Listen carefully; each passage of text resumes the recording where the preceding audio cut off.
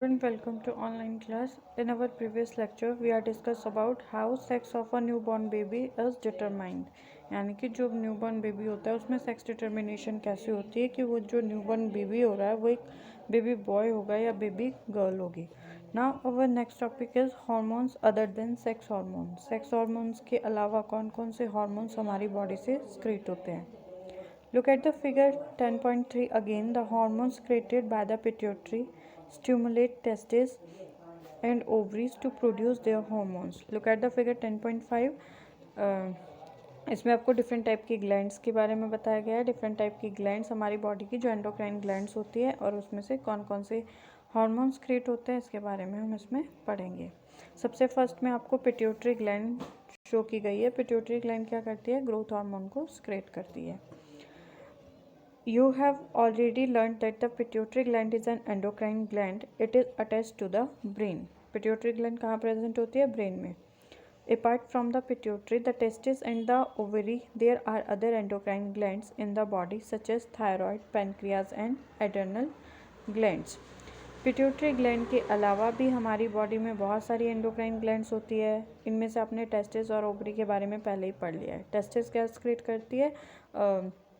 Male sex hormone testosterone and ovary secrete करती है female sex hormone oestrogen. वैसे ही जो पिट्यूटरी ग्लैंड है वो सिक्रेट करेगी आपका growth hormone.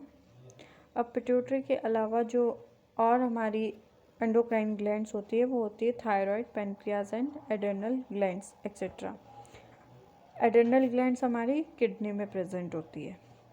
Bujo and Paheli had once visited their aunt who was a doctor and revealed that a boy named Kaka had a very big and blugging throat. Their aunt had told them that Kaka was suffering from goiter, a disease of the thyroid gland.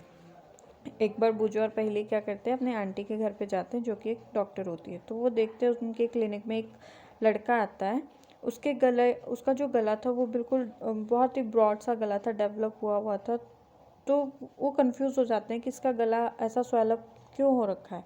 तो उनकी जो aunty होती है वो उनको बोलती है कि इसको एक डिजीज़ है जिसे हम गॉइटर बोलते हैं. ये गॉइटर डिजीज़ थायराइड ग्लैंड की वजह से होती है. अगर थायरॉक्सिन हार्मोन अननेसेसरीली सिक्रेट हो जाता है बॉडी में तो उससे ये गॉइटर डिजीज़ हो जाती है. काका thyroid gland was not producing the hormone thyroxine. उसके बाद क्या होगा? थायराइड ग्लैंड जब स्वेलअप हो जाएगी तो वो थायरॉक्सिन हार्मोन को प्रॉपरली सिक्रेट नहीं कर पाएगी.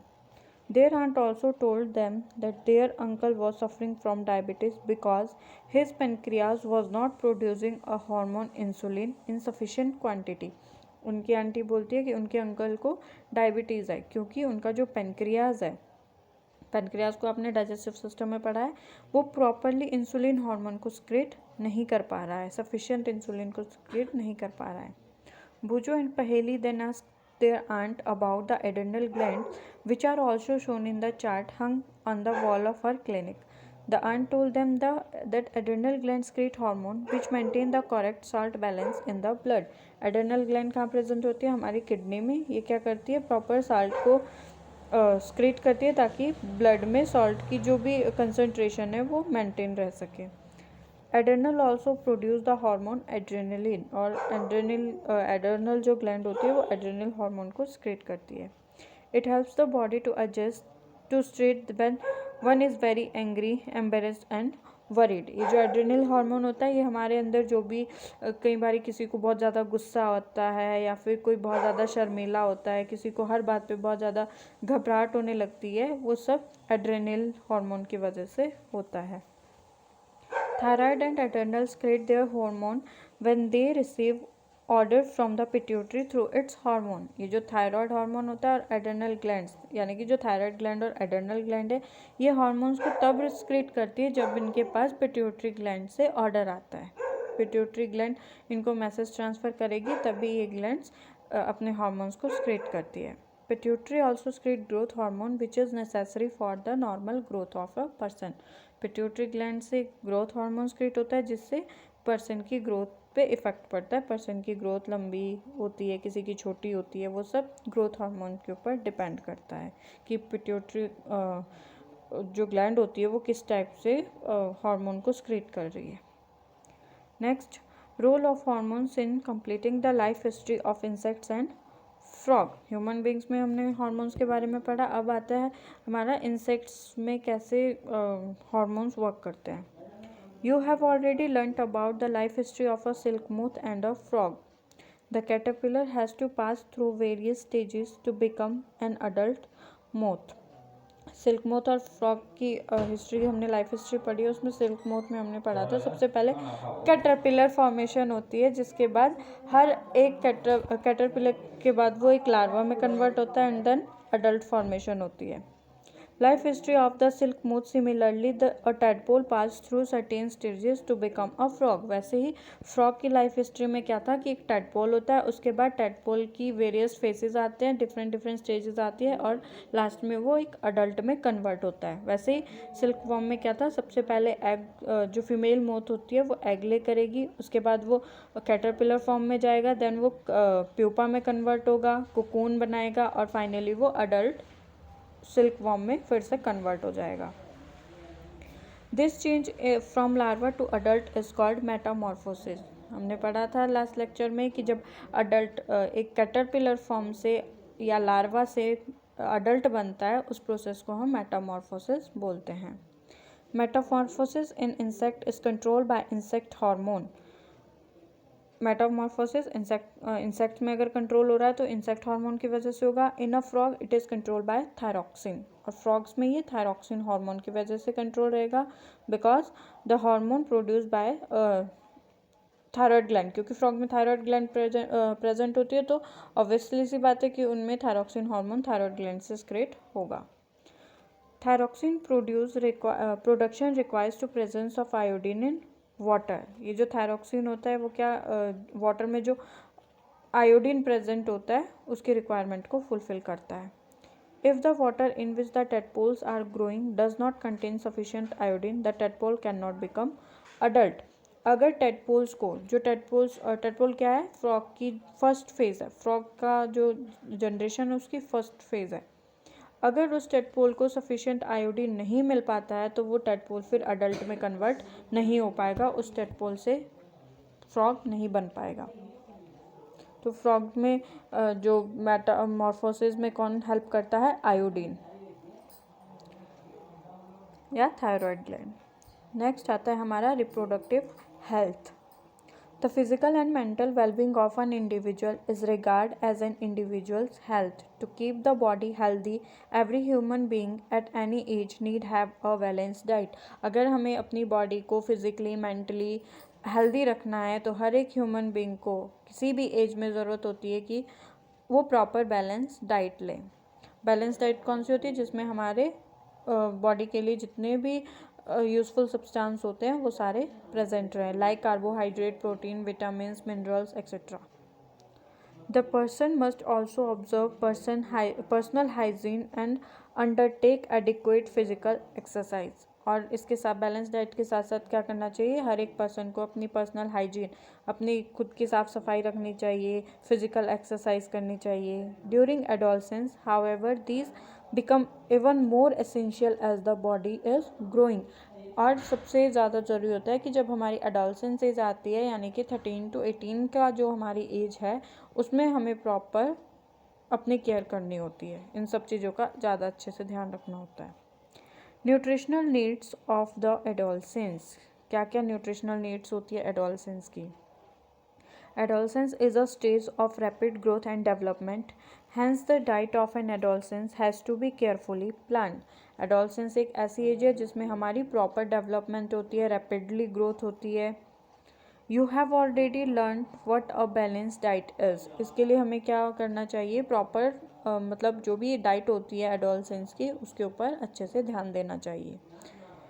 बैलेंस डाइट के बारे में पता है हमें, जिसमें हमारी बॉडी के लिए सारे एसेंशियल कंपोनेंट्स होते हैं। Recall that a balanced diet means that the meals include protein, carbohydrate, fats and vitamins in requisite proportion, यानी कि पूरे हर एक जो भी न्यूट्रिएंट है वो प्रॉपर अमाउंट में डाइट में प्रेजेंट होना चाहिए।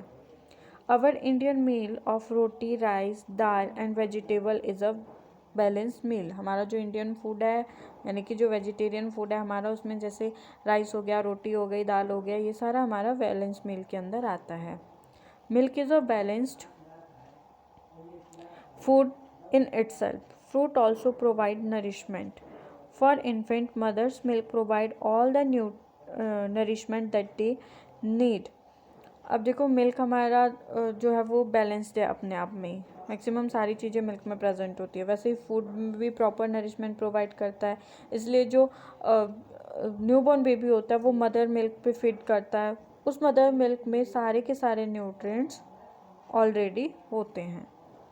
Iron builds blood and iron-rich food such as leafy vegetable, jaggery, meat, citrus, Indian gooseberry are good for adolescents. Adolescents के लिए क्या क्या ज़रूरी होता है, जैसे जिसमें आयरन प्रेजेंट हो जिन फूड्स में, और citrus fruit etcetera. Check items for lunch and dinner in your meal. Is the meal balanced and nutritious? Does it include cereals which give energy and milk meat, nuts and pulses which provide protein for growth? जब भी हम खाना खा रहे होते हैं तो हमें चेक करना चाहिए कि हमारे मील में प्रॉपर न्यूट्रिएंट्स है, क्या हमारा मील न्यूट्रिशियस है या नहीं है।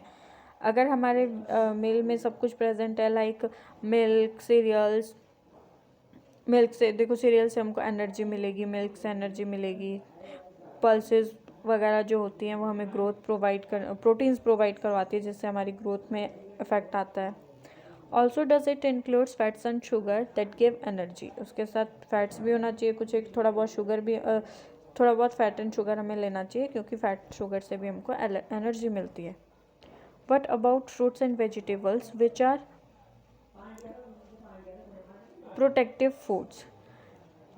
Chips and packed or tinned snacks, though very tasty, should never replace regular meal as they do not have adequate nutritional value. अब जो हमारा बैलेंस फूड है, बैलेंस डाइट है, हमारे fruits, vegetable, milk, pulses, serial, उनको हमें replace नहीं करना चाहिए इसमें कि हम लोग क्या खा रहे हैं, चिप्स खा रहे हैं, स्नैक्स खा रहे हैं, क्योंकि ये अच्छे फूड नहीं है। जंक फूड को हमने अपने मील में ऐड नहीं करना है, क्योंकि ये बैलेंस्ड फूड नहीं है। Now next topic, personal hygiene. Everyone should have a bath at least one every day. It is more necessary for teenager because the increased activity of sweat glands sometimes make the body smelly. All parts of the body should be washed and cleaned every day. If cleaning is not maintained, there are change in catching chances of catching bacterial infection. देखो personal hygiene में क्या है, हमें daily नहाना चाहिए, दिन में एक बार तो नहाना ही चाहिए, क्योंकि खासकर टीनेजर्स में, क्योंकि जब टीनेजर होती है तो हमने पढ़ा था कि उसमें स्वेट ग्लैंड से बेसिस ग्लैंड इंक्रीज होती है, जिसकी वजह से पसीना हमको ज़्यादा निकलता है। ठीक है, स्वेट निकलता है। अगर स्वेट हमारी बॉडी में ज़्यादा टाइम तक रहता है तो उससे क्या होगा, फिर हमारी बॉडी स्मेली हो जाएगी और बैक्टीरियल इन्फेक्शन होने का खतरा ज़्यादा रहता है। Girls should take special care of cleanliness during the time of menstrual flow. They should keep track of their menstrual cycle and be prepared for the onset of menstruation. Girls को जब उनका menstrual period चला होता है उस time पे proper hygiene रखना चाहिए, प्रॉपर क्लीननेस रखनी चाहिए अपनी बॉडी की। यूज सैनिटरी नैपकिन और clean homemade pads, change pads after 4 to 5 hours as per the requirement. जो भी सैनिटरी नैपकिन वो यूज़ करती है या फिर क्लीन क्लॉथ यूज़ करती है, उसको हर 4-5 घंटे बाद चेंज करना चाहिए। नेक्स्ट आता है हमारा physical exercise. Walking and playing in fresh air keeps the body fit and healthy. All young boys and girls should take walk, exercise and play outdoor game. Physical exercise में हम क्या कर सकते हैं, डिफरेंट टाइप की games को खेल सकते हैं, एक्सरसाइज कर सकते हैं, जिससे हमारी बॉडी फिट रह सकती है। नेक्स्ट टॉपिक इज से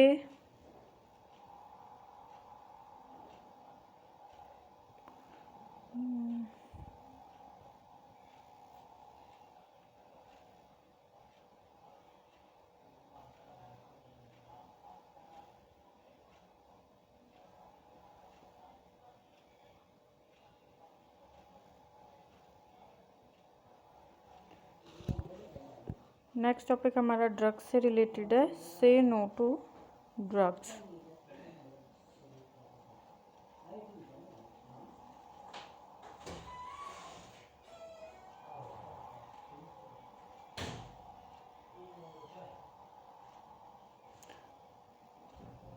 इसको हम नेक्स्ट क्लास में डिस्कस करेंगे।